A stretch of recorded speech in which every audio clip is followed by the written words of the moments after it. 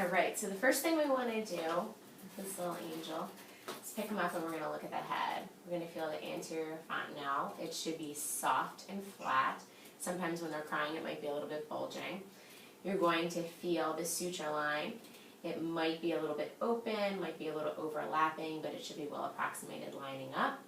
You'll follow that back. You're going to feel the posterior fontanelle.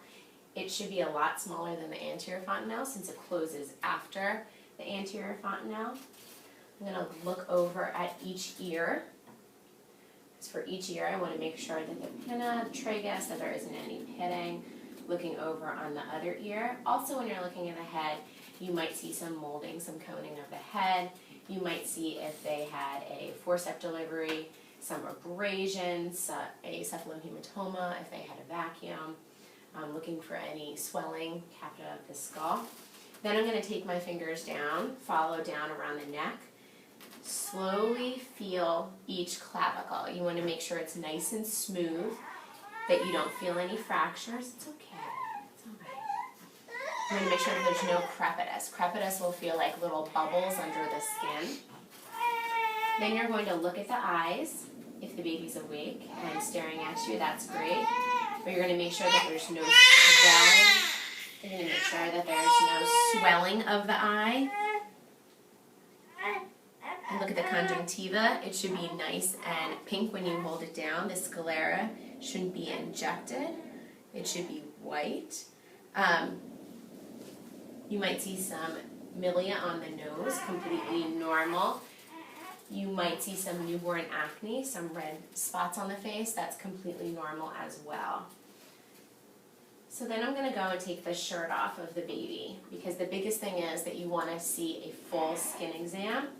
So this baby you can see has some newborn acne, erythema toxicum, completely normal as well. Okay. Oh. So I can see the baby when he's crying, that his tongue,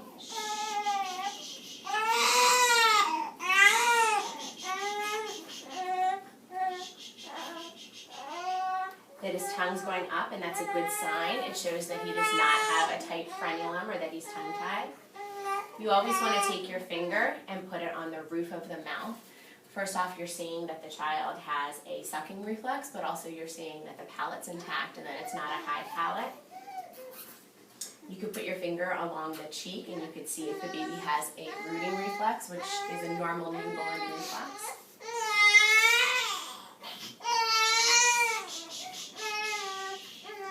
So it's nice to use a gloved finger to be able to have the baby suck so you can hear the heart sounds better. So we use the mnemonic 8 to man, aortic,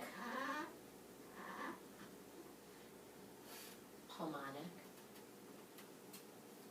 Erb's point, and the mitral. So you should hear an S1, S2. If you hear a swooshing sound, then you're concerned that it could possibly be a murmur. After I listen to all 4 areas on the heart, and you want to make sure that you listen to all 4, because if you only listen to one, you might miss a murmur. You're going to listen to the breath sounds. So you want to listen in the front and the back.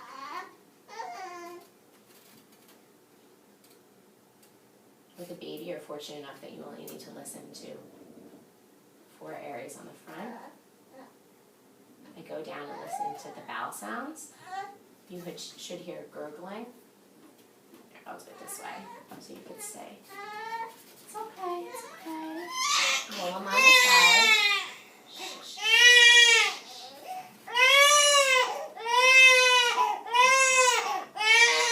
the 4 areas on the back.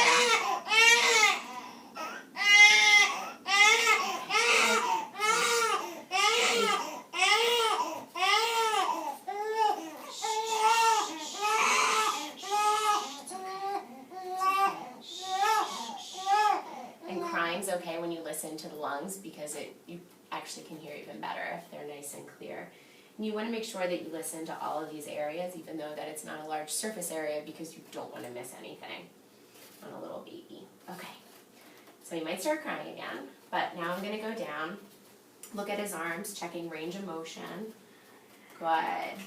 checking his tone when I'm pulling his hands down. I can see his grasp reflex of his hands.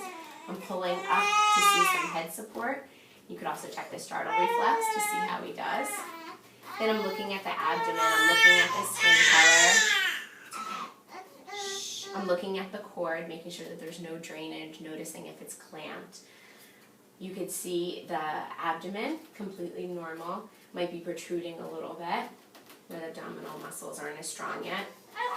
Okay, I like to take the feet and kind of hold them up to relax the abdomen so that muscles aren't as strong or as tight.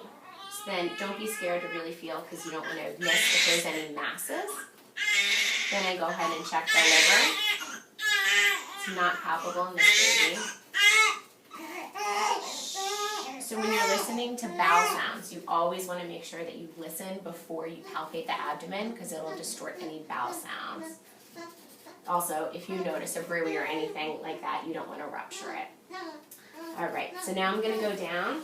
As nurses, you're not going to check the hips of the baby per se like we will, but when you're changing diapers, you're going to notice range of motion, moving their legs around. You'll notice the tone. If there is any click that you do notice, this is normal diaper changes. You want to make sure that you let the provider know. You're going to look at the feet, just as with the hands. You're going to count that there's 5 fingers. You're going to look at the creases on the hands, creases on the feet. They have a nice little grasp reflex on the feet. You're also going to check a Babinski, which you can see the toes are fanning out, which is normal in newborns. So you'll go into the genital area. You're going to take your fingers down and you're going to, oh, I don't know if I checked the pulses up here, but just in case, checking the pulses, brachial.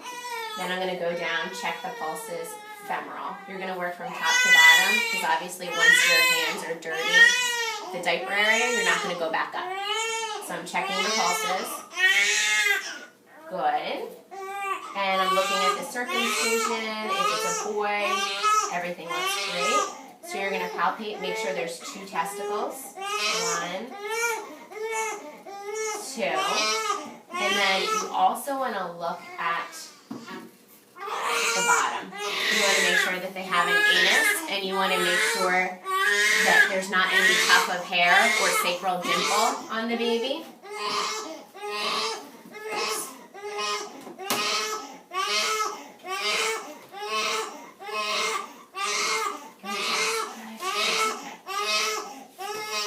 Next, I'm going to lift up the baby because I want to check the back and check the skin. So I'm looking at the skull again, looking at the head support. I'm looking at the spine, making sure it's nice and straight. Excellent, good job, love. Then I'm going to check the stepping reflex. Good job. It's a lot harder to have him do it with all the bands and everything on their body. So if this was a female, when you're checking the genitals, you'll check to see, make sure that they, labia, that there's some separation of the labia.